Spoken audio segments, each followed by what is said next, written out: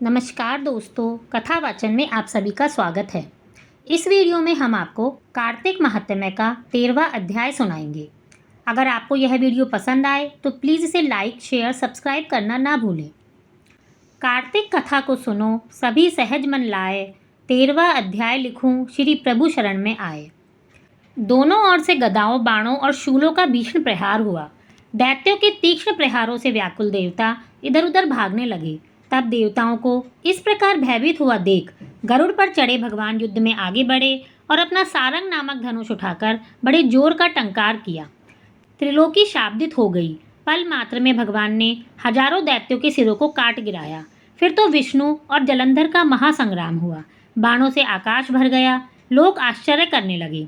भगवान विष्णु ने बाणों के वेग से उस दैत्य की ध्वजा, छत्र और धनुष बाण काट डाले।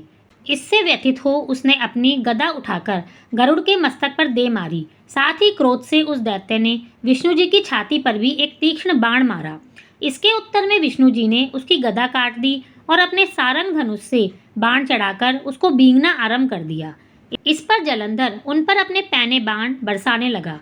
उसने विष्णु जी को कई पैने बाण मारकर वैष्णव धनुष को काट दिया। धनुष कट जाने पर भगवान ने गदा ग्रहण कर ली और शीघ्र ही जलंधर को खींचकर मारी। परंतु उस अग्निवत अमोद गदा की मार से वह दैत्य कुछ भी चलायमान ना हुआ। उसने एक अग्निमुख त्रिशूल उठाकर विष्णु पर छोड़ दिया। विष्णु जी ने शिवजी के चरणों का स्मरण कर नंदन नामक त्रिशूल से उसके त्रिशूल को छेद दिया। जलंधर ने झपटकर विष्णु जी की छाती पर एक जोर का मुष्टिक मारा। उसके उत्तर में भगवान विष्णु ने भी उसकी छाती पर एक मुष्टि का प्रहार किया। फिर दोनों घुटने टेक कर बाहुओं और मुष्टिकों से बाहु युद्ध करने लगे। कितनी ही देर तक भगवान उसके साथ युद्ध करते रहे।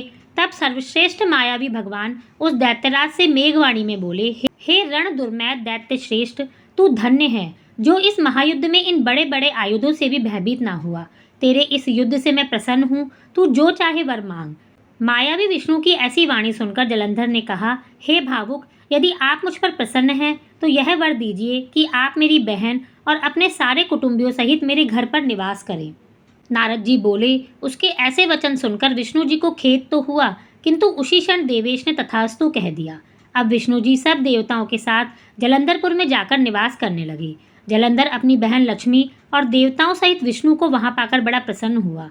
फिर तो देवताओं के पास जो भी रत्नादि थे सबको ले जलंधर पृथ्वी पर आया। निशुंभ को पाताल में स्थापित कर दिया और देव, दानव, यक्ष, गंधर्व, सिद्ध, सर्प, राक्षस, मनुष्य आदि सभी को अपना वंशवर्ती बना त्रिभुवन पर शासन करने लगा। उसने धर्मानुसार सुपुत्रों के समान प्रजा का पालन किया। उसके राज्य में सभी सुखी थे। इस तरह से कार्तिक महात्म्य का 13वां अध्याय समाप्त होता है। धन्यवाद।